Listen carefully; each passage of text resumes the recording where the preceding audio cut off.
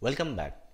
In this lecture, the main aim is to give you an idea about how Pig Latin works in Pig.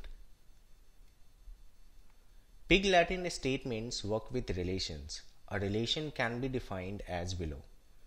A relation is a bag. A bag is a collection of tuples. A tuple is an ordered set of fields. A field is a piece of data.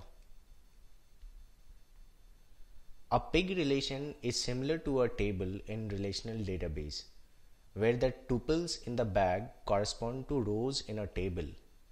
Unlike a relational table, however, pig relations don't require that every tuple contain the same number of fields or the fields in the same position have the same type.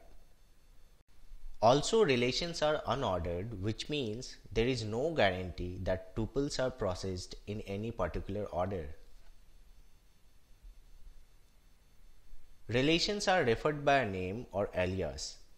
Names are assigned by the user as part of Pig Latin statement. So in this example, the name or alias of the relation is A. Look at the example how I am loading the data and specifying the schema in the relation and dumping results of the relation on the screen.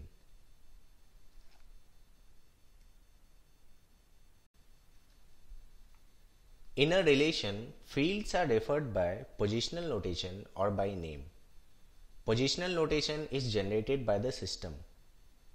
Positional notation is indicated with $sign and begins with 0. So for example, $0 refers to first field in the file. $2 refers to third field in the file. Names are assigned by the user using schemas.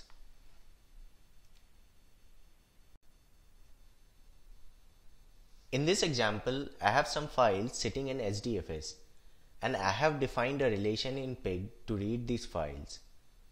As we just learned, a relation is a bag, which is similar to a table in relational database. When you fire describe D, it will show the schema of relation D. In the third line, we are taking sample of bag D and limiting the number of rows to 10. And finally, we are printing the results on the screen using dump operator.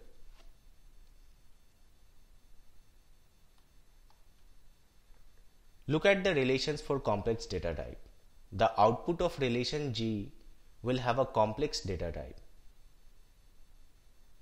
I hope you got the idea about relations in Pig. Go and practice today on your machine.